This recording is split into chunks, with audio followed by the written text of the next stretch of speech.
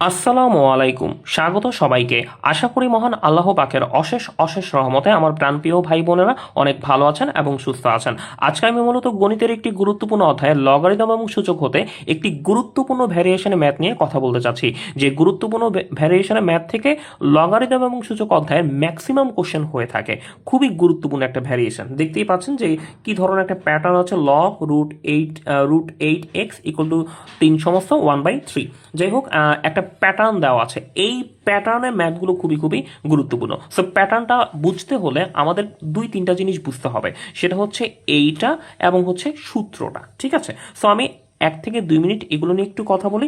তাছাড়া আমি প্রিভিয়াস একটি ভিডিওতে লগারিদম এবং সূচক হতে দুটি গুরুত্বপূর্ণ ম্যাথ নিয়ে কথা বলেছি এবং সেই দুটি গুরুত্বপূর্ণ ম্যাথ নিয়ে কথা বলতে গিয়ে এগুলো নিয়েও কিন্তু একটু আলোচনা হয়েছিল।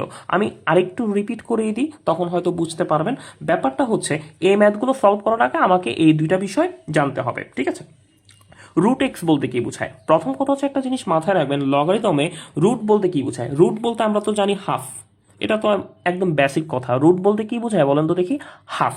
সো এই রুট এক্স বলতে তাহলে কি বোঝাবে? রুটের নিচে যে আছে তাকে আগে লেখেন। এখন রুট বলতে কি জানি কি বোঝায়? হাফকে বোঝায়। রুট বলতে কি বোঝায়? হাফকে বোঝায়। অর্থাৎ রুট এক্স বলতে x⁻² হাফকে বোঝায়। ঠিক আছে, এটা মাথায় রাখবেন। তারপর রুটের নিচে যে এক্স কিউব আছে, এটা বলতে কি বোঝায়? এক্স কিউবটা আগে লেখেন, রুটের নিচে যে থাকবে সে লিখতে হবে। আর রুট বলতে কি বোঝায়? হাফকে বোঝায়। সো আমি কি করেছি? হাফকে এটার সাথে একটু গুণ করে দিচ্ছি। ঠিক আছে, সো তাহলে কি দাঁড়াবে বলুন তো দেখি? x⁻² কি হবে বলুন তো? 3/2। ঠিক আছে, সো রুট এক্স কিউব বলতে x⁻³ কে বোঝায়। ঠিক আছে, এই জিনিসগুলো একটু ছোট্ট ছোট জিনিসগুলো ক্লিয়ার হতে হবে। আবার দেখেন এখানে রুটের বাইরে 4 আছে, গর্তের মধ্যে 4 আছে, যেখানে যে গর্ত, আর নিচে রুট এক্স কিউব মানে এক্স কিউব আছে। সো এটা বলতে কি বোঝাবে? এটা বলতে রুটের নিচে যেটা আছে সেটা আপনাদের আগে লিখে দিতে হবে অ্যাজ ইউজুয়াল যে নিয়ম। এবং রুটের বাইরে দেখেন যে গর্তের মধ্যে কি আছে? 4 আছে। আমরা একটু আগে বলেছি যে রুট বলতে কি বসাইতে? হাফ বসাইতে। বাট এখানে রুট বলতে হাফ হবে না, কারণ গর্তের মধ্যে একজন এসে মনে করেন যে পড়ে আছে, তাকে কি করতে হবে? উদ্ধার করতে হবে। তাকে যদি উদ্ধার না করি তাহলে কি হবে? হবে না। সো সেক্ষেত্রে এখানে আপনি কি করবেন? এই যে যে গর্তের মধ্যে যে থাকবে তাকেই আসলে লিখতে হবে, মানে 1/4। ঠিক আছে, তখন আর রুটের কথা মনে না করলেও চলবে, কারণ রুটের ভেতরে যে আটকে পড়ছে তাকে আমাদের কি করে ফেলতে হবে? বের করতে হবে। তো সেই দিক বিবেচনা করে এখানে 3 এর সাথে 1/4 গুণ করলে কি হবে বলুন তো? 3/4। ঠিক আছে, ওকে। সো এটা বলতে এখন কি বুঝাবে? এখন এটা বলতে কি বুঝাবে? রুটের নিচে যে আছে তাকে লিখতে হবে। এটা হচ্ছে প্রথম কথা। দ্বিতীয় কথা হচ্ছে, আমি বলেছি রুট বলতে এমনিতে হাফকে বোঝায়, কিন্তু রুটের মাঝখানে যদি গর্তের মধ্যে কেউ যদি আটকে যায় তাকে কি করতে হবে? বাঁচাতে হবে না? সো এই 3টাকে বাঁচাতে হলে কি করতে হবে বলুন তো দেখি? এখানে কি হবে বলুন তো? 1/3। আপনারা জানেন যে এটা 1 আকারে বসে। ঠিক আছে, যেমন 4টা ছিল এখানে 1/4, আবার এটাকে হবে 1/3। সো এই জিনিসগুলো বলতে এটাকে বোঝায়। সো এটা আশা করছি ক্লিয়ার হয়েছে। এটা মোটামুটিভাবে অনেক ভাই বোন জানেন বা অনেক ভাই বোন জানেন না, যেটাই হোক না কেন এটা আমি একটু দেখিয়ে দিয়েছি। তারপর এই ভ্যারিয়েশনের সূত্র থেকেই মূলত এই অঙ্কগুলো আসে। এখন ব্যাপারটা হচ্ছে, এটা বলতে কি বোঝায়? এটা বলতে কি বোঝায়? এটা বলতে বোঝায় ভিত্তি। ঠিক আছে, লগারিদমের হচ্ছে এই জায়গায় এই যে ছোট্ট করে যে নিচে লেখা থাকে এটাকে বলা হয় ভিত্তি কিংবা বেস। আর এটাকে কি বলা হয় জানেন? লগের সাথে যে থাকে তাকে বলা হয় আর্গুমেন্ট। ঠিক আছে, মূলত লগারিদমটা করতে হয় এই আর্গুমেন্টারি। ঠিক আছে, এই আর কি বিষয়। অর্থাৎ লগারিদমটা করতে হয় কার বলেন তো? এই আর্গুমেন্টার, বেসের না। ঠিক আছে, বেসের না। ওকে, এখন তার মানে হচ্ছে কি? এটা হচ্ছে ভিত্তি বা বেস, আর এটাকে বলা হয় আর্গুমেন্ট, আর এটার হচ্ছে রেজাল্ট হচ্ছে এক্স। তো এটাকে আমরা কিভাবে ডিল করব? ব্যাপারটা হচ্ছে, আমি বলেছি জানি কার লগারিদম করতে হবে? আর্গুমেন্টের লগারিদম করতে হবে। যার লগারিদম করতে হবে তাকে আমাকে প্রায়োরিটি দিতে হবে। একদম তাকে একটা স্লট আমি ছেড়ে দিলাম। যার লগারিদম করতে হবে তাকে আমাদের প্রায়োরিটি দিতে হবে। ঠিক আছে, কার লগারিদম করতে হবে? এম এর। ঠিক আছে, অর্থাৎ ভিত্তির উপরে যে থাকবে তারই কি করতে হয়? মূলত লগারিদম করতে হয়। ঠিক আছে, তো তাকে আমাকে একটা স্লট দিতে হবে। এরপর কে জানে বাকি আছে বলেন তো? ভিত্তি। তো ভিত্তি এখন যেহেতু এম চলে গেছে, তো সে কি করবে? যেহেতু ওর কাঁধে একজন ছিল, তাই না? তো ও তো এখন মনে করেন যে কি, যেহেতু ও চলে গেছে, ও কি কষ্ট পাবে না? তো ও তো চেষ্টা করবে, যেহেতু একজনকে কাঁধে নিয়ে আসছে আরেকজনকে কাঁধে তুলতে, তো সে কিভাবে কি করবে? দেখেন এই যে এই যে এ, হ্যাঁ এ, এখন এক্সটা কি হবে, এর মাথার উপর উঠে যাবে, তাই না বিষয়টা?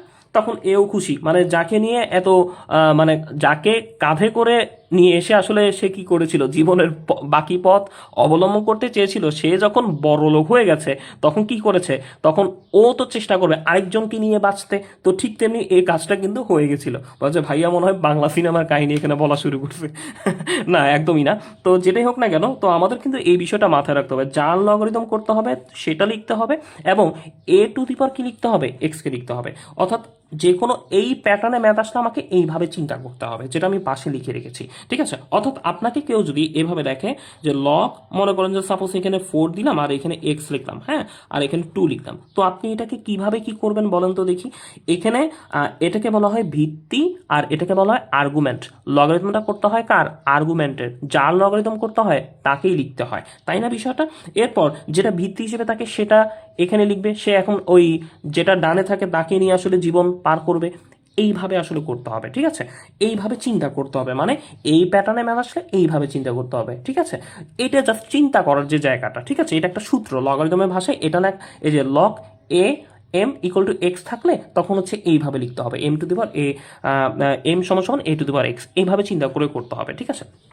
ঠিক তেমনি দেখেন তো ওই প্যাটার্নে ম্যাথ আসছে না, লগ, এই যে দেখেন এটা হচ্ছে ভিত্তি, এটা হচ্ছে আর্গুমেন্ট, আর এটা হচ্ছে রেজাল্ট। সো এখন এইভাবে যদি থাকে আমাদের কি এই প্যাটার্নটা অনুসরণ করে অঙ্কটা করতে হবে না? অবশ্যই করতে হবে। তো আমরা অঙ্কটা কিভাবে করব একটু বলেন তো দেখি। এটা হচ্ছে এই যে এখানে লগ, এই যে √8 এক্স ইকুয়াল টু, এই যে এখানে একটা জিনিস, এই যে 3 1/3, এখন এটা কিন্তু একটা মিশ্র ভগ্নাংশ। সো এই যে মিশ্র ভগ্নাংশ, এটা একটু দৃষ্টিকটু লাগছে না? আমাকে কি একটু সাইজ করতে হবে না? তো আমি সাইজটা করব কিভাবে? সাইজটা করে হচ্ছে মূলত যেটা হর হিসেবে থাকে সেটা হরে লিখতে হয়, তারপর হচ্ছে এটার সাথে এটা গুণ করে তারপর যোগ করতে হয়। একদম ছোটবেলা থেকে আমরা পড়ে আসছি না এইভাবে মিশ্র ভগ্নাংশকে আমাদের সাইজ করাটা, যে 3-এর সাথে 3 গুণ করা, 3 3 9, 9-এর সাথে 1 যোগ করলে কত হয়, 10। তার মানে বুঝতেই পারছেন যে এই 3 সমস্ত 1/3 বলতে 10/3-কে বোঝায়। তারপর হচ্ছে আমাদের চিন্তা করতে হবে, এটা কিন্তু ভিত্তি, এটা ভিত্তি, এটা হচ্ছে আর্গুমেন্ট, আর এটা হচ্ছে মানে ফলাফল। এখন কার জানি লগারিদম করতে হয়, আর্গুমেন্টের করতে হয়। সো যার লগারিদম করতে হয়, যার লগারিদম করতে হয় তাকে কিন্তু আমাদের লিখতে হবে, ঠিক আছে? তারপর যেটা বেস হিসেবে থাকে সেটাকে এইখানে লিখতে হবে। এখন বেস জানি কাকে জানি সম্বল করে বাঁচবে, ওকে সম্বল করে বাঁচবে, কাঁধে নিয়ে বাঁচবে, তাই না বিষয়টা? সো এইভাবে চিন্তা করতে হবে। আশা করি বুঝতে পেরেছি যে আমাদের এই প্যাটার্নটা থাকলে এইভাবে চিন্তা করতে হবে, ঠিক আছে? যে কোনো এইভাবে চিন্তা করা। সো এরপর দেন আমাদের কি করতে হবে বলেন তো দেখি। এই যে রুটের নিচে কি আছে, 8 আছে। আচ্ছা আমি কি এটাকে রুট, এই যে 8 বলতে কি বোঝায়, 2 কিউবকে বোঝায় না? কারণ 2কে কিউব করলেই তো 8 পাওয়া যায়, তাই না? 8-এর ঘনমূল হচ্ছে 3, তাই না? 2, সরি, এটার ঘনমূল হচ্ছে 2, অর্থাৎ 2কে কিউব করলে কি পাওয়া যায়, 8 পাওয়া যায়, তাই না বিষয়টা? সো আমাদের যে কাজটা করতে হবে সেটা হচ্ছে এইভাবে কি আমরা লিখতে পারি না? এই যে দেখেন রুট রুট লিখলাম, 8 বলতে কি বোঝায়, 2 কিউবকে বোঝায়, ঠিক আছে? মানে রুটের নিচে যে থাকবে ওকে কিভাবে একটু সাইজ করা যায় সেটা একটু আমাদের চিন্তা করতে হবে, ঠিক আছে? তারপর হচ্ছে আমাদের কি করতে হবে বলেন তো দেখি। এটা কি বুঝতে পেরেছি? নিশ্চিতভাবে বুঝতে পেরেছি। একই জিনিসই রুট রুট লিখছি, 8টা আছে না, এই 8টাকে ভাঙলে কি পাওয়া যায়, 2 কিউব, মানে 2কে কিউব করলে কিন্তু 8 পাওয়া যায়। তো এখন রুটের নিচে 2 কিউব, এটা বলতে জানি কিভাবে জানি ভাঙতে হয়, এটা তো আমি আপনাদের একটু আগে শিখিয়েছি না, যে 2, এই যে কিউব না, এই যে রুটের নিচে যে থাকে সে, আর রুট মানে কি বলেন তো দেখি, হাফ, তাই না? এই যে ইন্টু করে দিয়েছিলাম না, এই যে এখানে শিখিয়েছিলাম, এই যে রুটের নিচে এক্স কিউব থাকলে কিভাবে করতে হয়, যে কিউব এরপর রুটের কারণে কি করতে, হাফ করতে হয়। ঠিক সেম কাহিনীই তো আমি এখানে করছি, তাই না বিষয়টা? ওকে, রুটের নিচে 2 কিউব ছিল, তো আমি তো 2 কিউব লিখলাম, আর রুটের কারণে এখানে লিখলাম কি, হাফ, ঠিক আছে? এখানে গর্তের মধ্যে কেউ নাই, সো গর্তের মধ্যে থাকলে কিভাবে ডিল করতে হবে সেটা দেখিয়েছি। তো এখানে 10 কত আছে বলেন তো, 3 আছে, ঠিক আছে? সো এখন যে কাজটা করতে হবে সেটা হচ্ছে 2 টু দি পাওয়ার, এখন দেখেন 3 এর সাথে হাফ গুণ করলে কত হয় জানি বলেন তো দেখি, 3/2, এটা আমরা একটু আগে দেখে আসছি। এরপর হচ্ছে 10/3, তাই না বিষয়টা? কারণ 3-এর নিচে তো মনে মনে 1 আছে, তো 2 1 কত, 2, আর উপরে তো 3 1 3। এখন কি কাটাকাটি যায় না? কাটাকাটি কেমন যায়, যে 3-এর সাথে 3 কাটাকাটি যাচ্ছে, আর 2-এর সাথে 10 কাটাকাটি গেলে কত হয় বলেন তো, 5, 5 2 10। তো সেই হিসেবে আমাদের কি লিখতে হবে বলেন তো, 2 টু দি পাওয়ার কত বলেন তো, 5, হ্যাঁ? তো এক্স যদি 2 টু দি পাওয়ার 5 হয়, 2 টু দি পাওয়ার 5 করলে কত হয় বলেন তো দেখি, 32। কারণ 2 টু দি পাওয়ার 5 মানে কি, 2 কতবার গুণ করতে হবে, 5 বার গুণ করতে হবে। 5 বার গুণ করে দেখেন কত আসবে, 32। তো আলটিমেট অ্যান্সার হচ্ছে 32। টু। তার মানে এই ভ্যারিয়েশনের ম্যাথগুলোকে আমাদের এভাবেই সাইজ করতে হবে। সচরাচর এখানে একটু এই প্যাটার্নটা একটু ইম্পর্ট্যান্ট একটা প্যাটার্ন, ঠিক আছে, একটু সহজ করে অনেক সময় দেয়। এই যে এখানে আপনারা দেখতে পাবেন প্রচুর ম্যাথ আছে এখান থেকে, যে এই ম্যাথটাই আমি সলভ করে দিয়েছি। এটি মূলত হচ্ছে আপনার 46তম বিসিএসে এসেছে, এবং এখানে এই প্যাটার্নের যাবতীয় যে ম্যাথ আছে আপনি করতে পারবেন, ঠিক আছে।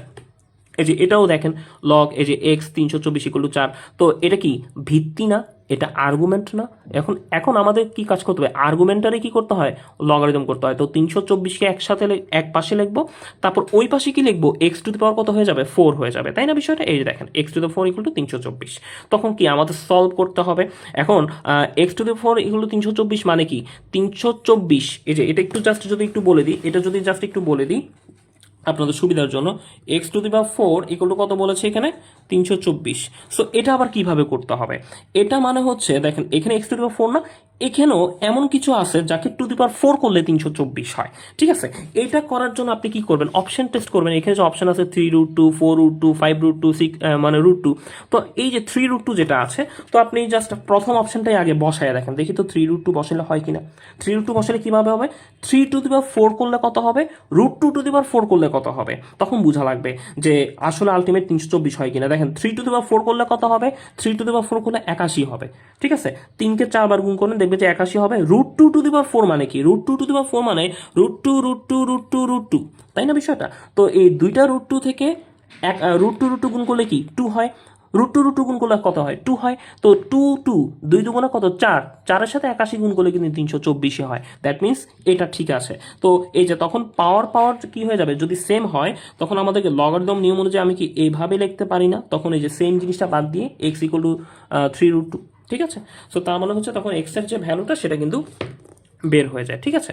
তো এইভাবে করে আপনি ম্যাথগুলো করতে পারবেন, ঠিক আছে। তো এখানে দেখেন এই যে এ ম্যাথটাও পারবেন, এ ম্যাথটাও পারবেন, সব সব হচ্ছে সেম ভ্যারিয়েশনের ম্যাথ, ঠিক আছে। সো আমাকে আর করিয়ে দেওয়া এখানে লাগবে না, মোটামুটিভাবে আপনারা কিন্তু বুঝতে পারবেন, ঠিক আছে। এটাও দেখেন এভাবে পেরে যাবেন, ঠিক আছে। সো এই ম্যাথগুলো আপনারা কি করতে পারবেন। এই ম্যাথগুলো থেকে সবচেয়ে বেশি কোশ্চেন আসে, দেখেন এই যে 42তম বিসিএসে প্রশ্ন আসছে, 38তম বিসিএসে প্রশ্ন আসছে, ঠিক আছে। তারপর হচ্ছে এখানে সহকারী শিক্ষকের প্রশ্ন আসছে, ঠিক আছে। 37তম বিসিএসে প্রশ্ন আসছে, এই যে আমি করে দিলাম 46তম বিসিএসটা, একটু আগে দেখলাম 47তম বিসিএসটা, মানে এখান থেকেই মূলত রিসেন্ট কোশ্চেনগুলো আসে। সো আপনি যদি খুব ভালো মতো এটাকে ধারণ করতে পারেন তাহলে দেখবেন যে ইনশাল্লাহ এই টাইপ অফ ম্যাথগুলো খুব ভালো মতো করতে পারবেন, ঠিক আছে। সো এটাকে খুব ভালো মতো ধারণ করার চেষ্টা করবেন এই ধরনকে, তাহলে ইনশাল্লাহ আপনারা এই ধাঁচে ম্যাথগুলো আসলে পেরে যাবেন, ঠিক আছে। তো ইনশাল্লাহ সবাই খুব ভালো মতো করেন। এই ছোট ছোট ম্যাথগুলো যাদের সমস্যা থাকবে তারা এই ভিডিওগুলোর মাধ্যমে হেল্প পাবেন, ঠিক আছে। যাই হোক, তো সকল ভাই বোন ভালো থাকবেন এই কামনা করি, মহান আল্লাহ পাক সকলের মনে আশা পূরণ করুন এই কামনা করি। আমার জন্য সবাই দোয়া রাখবেন। আসসালামু আলাইকুম।